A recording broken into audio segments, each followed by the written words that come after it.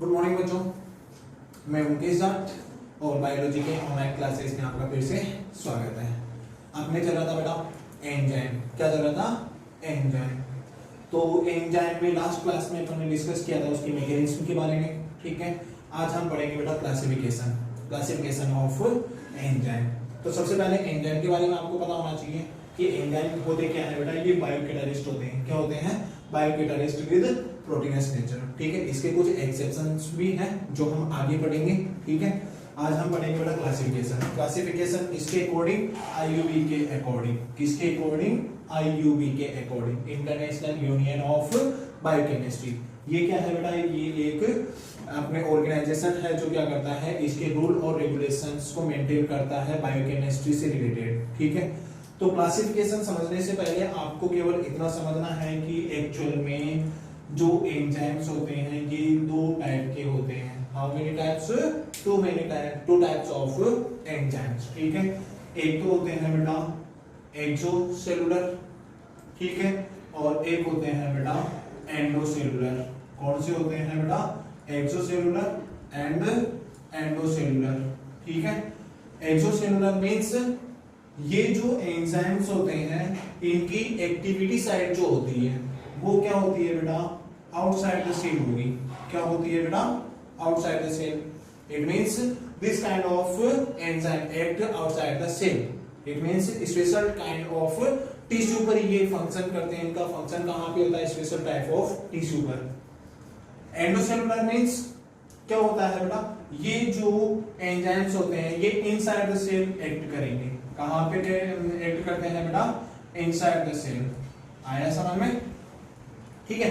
इसी वजह से क्या होता है बेटा, आउटसाइड द एक्सोसेलुलर जो एंजाइम्स होते हैं इन्हें हम बोलते हैं बेटा एक्स्ट्रा सेलुलर।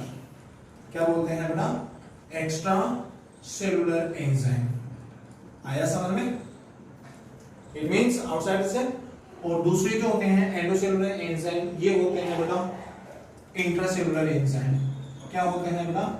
इंट्रासेलुलर एंजाइम, ठीक है। तो एंजाइम की नेचर के बेस पर कितने टाइप के होते हैं बेटा? दो टाइप के, ठीक है। एक तो होते हैं बेटा एक्सोसेलुलर और एक होते हैं एंडोसेलुलर। समझ गए होंगे आप अच्छे से कि एक्सोसेलुलर एंजाइम किसे कहते हैं और एंडोसेलुलर एंजाइम किसे कहते हैं। एक्सोसेलुलर मींस आउटसाइड द सेल इनका एक्टिवेशन साइट होता है और एंडोसेलुलर मींस इनसाइड द सेल इनका एक्टिवेशन या इनका रोल या फंक्शन होता है, ठीक है। अब इसके अलावा आपको एक छोटा सा टॉपिक और समझना है बेटा कि अपने एंजाइम के सिमिलर ही एक कंपोनेंट्स और होता है ह्यूमन बॉडी में या एनिमल में जिसे हम बोलते हैं बेटा हार्मोन्स। क्या बोलते हैं? हार्मोन्स, ठीक है। तो आपको जनरली एंजाइम्स और हार्मोन्स का डिफरेंस पता होना चाहिए। किसका? एंजाइम्स और हार्मोन्स का, ठीक है। इससे पहले आपको ग्लैंड्स पढ़ना जरूरी है बेटा। क्या पढ़ना जरूरी है? ग्लैंड्स पढ़ना जरूरी है। एनिमल्स में दो टाइप की ग्लैंड्स होती है। कितने टाइप की ग्लैंड्स होगी? दो टाइप की होती है बेटा। एक तो होती है बेटा एंडोसेक्रेटरी। कौन सी होती है बेटा? एंडोसेक्रेटरी ग्लैंड्स, ओके। और दूसरी टाइप की जो ग्लैंड्स होती है बेटा उसे हम बोलते हैं बेटा एक्सोसेक्रेटरी ग्लैंड्स। क्या बोलते हैं? एक्सोसेक्रेटरी ग्लैंड्स, ठीक है। अब समझना कि एंडोसेक्रेटरी ग्लैंड्स का मतलब क्या होता है कि ये जो ग्लैंड्स होती है ये ग्लैंड्स हार्मोन सीक्रेट करेगी। क्या करती है बेटा? हार्मोन सीक्रेट करती है, ठीक है। और विद नर्वस सिस्टम अपने ह्यूमन फिजियोलॉजी को कंट्रोल करने का काम करेगी। एक्सोसेक्रेटरी मींस क्या होते हैं बेटा? ये एंजाइम सीक्रेट करती है। क्या सीक्रेट करती है? एंजाइम सीक्रेट करती है, ठीक है। तो ये क्या करते हैं बेटा कि किसी भी स्पेशल बायोलॉजिकल एक्टिविटी को कंट्रोल करते हैं, ठीक है। तो ये होगी बेटा अपने पास में दो टाइप की ग्लैंड्स होती है, एक्सोसेक्रेटरी और एंडोसेक्रेटरी। एंडोसेक्रेटरी हार्मोन सीक्रेट करती है और एक्सोसेक्रेटरी एंजाइम। अब हार्मोन और एंजाइम का भी जनरल डिफरेंस आप देखो।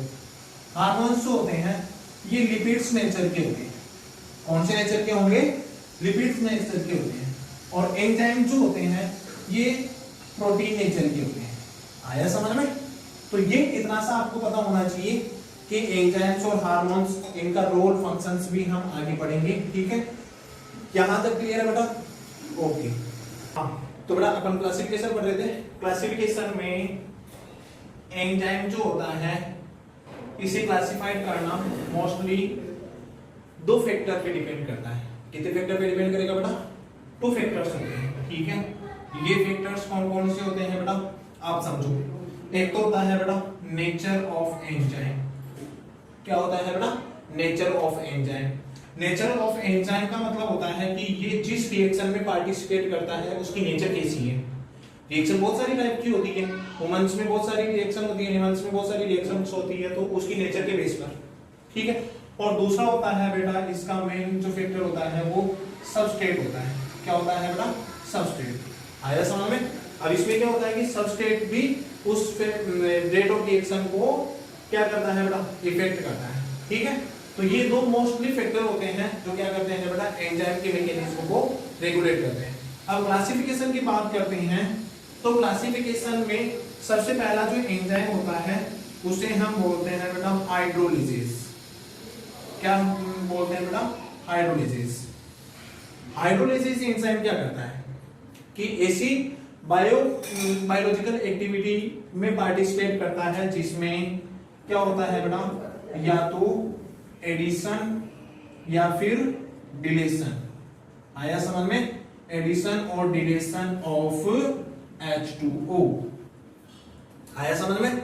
मतलब ऐसी बायोलॉजिकल एक्टिविटी में पार्टिसिपेट करने वाले एंजाइम जो क्या करते हैं कि या तो वाटर मॉलिक्यूल को रिलीज करेंगे या फिर वाटर मॉलिक्यूल को एड करते हैं। ऐसी बायोलॉजिकल एक्टिविटीज को हम बोलते हैं बेटा हाइड्रोलाइसिस प्रोसेस, ठीक है।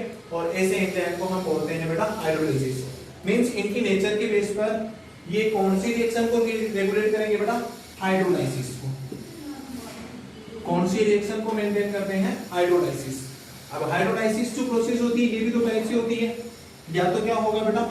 एडिशन। क्या होगा बेटा? एडिशन। या फिर होता है बेटा रिमूवल। आया समझ में? एडिशन ऑफ H2O और रिमूवल ऑफ H2O। आया समझ में? ठीक है। अब हाइड्रोलाइसिस जो होते हैं ये मोस्टली अपने बायोमोलिक्यूल्स में से होते हैं, ठीक है। जैसे कि कार्बोहाइड्रेट होता है, प्रोटीन होता है, लिपिड्स होता है। इनके फॉर्मेशन और ब्रेकडाउन के टाइम में क्या होता है? ये hydrolysis enzyme mostly important role play करते हैं, ठीक है। वो अपन समझते हैं बेटा। अभी मैंने बताया था कि ये मोस्टली बायोमोलिक्यूल को इफेक्ट करते हैं। तो सबसे पहले हम कौन सा पढ़ेंगे बेटा इसमें? कार्बोहाइड्रेसिस। कौन सा पढ़ेंगे बेटा? कार्बोहाइड्रेसिस, ठीक है। अब कार्बोहाइड्रेसिस मींस क्या होता है बेटा कि ये कार्बोहाइड्रेट के फॉर्मेशन में पार्टिसिपेट करते हैं, ठीक है, या फिर कार्बोहाइड्रेट को ब्रेक डाउन करने में पार्टिसिपेट करेंगे या उनको रेगुलेट करेंगे, ठीक है। अब इसमें क्या होता है बेटा? मोस्टली कार्बोहाइड्रेट अगर आप लोगों ने देखा हो, कार्बोहाइड्रेट को मोस्टली मेजर 3 कैटेगरी में डिवाइड किया जाता है। एक तो होता है बेटा मोनोसेकेराइड। कौन से होंगे? मोनोसेकेराइड। एक होते हैं बेटा ओलिगोसेकेराइड और एक होते हैं बेटा पॉलीसेकेराइड। आया समझ में? अब ध्यान से समझो इसे। मैंने कहा था कि हाइड्रोलाइसिस एंजाइम जो होते हैं ये क्या करते हैं? या तो H2O ऐड करेंगे या फिर H2O रिलीज करेंगे। जब मोनोसेकेराइड आपस में जुड़कर पॉलीसेकेराइड बनाते हैं तब उस कंडीशन में क्या होता है बेटा? वाटर मॉलिक्यूल रिलीज होता है। क्या होता है बेटा? वाटर मॉलिक्यूल रिलीज होता है। लेकिन जब पॉलीसेकेराइड क्या करता है? मोनोसेकेराइड में टूटता है तो उस कंडीशन में क्या होता है बेटा? वाटर मॉलिक्यूल की रिक्वायरमेंट होती है।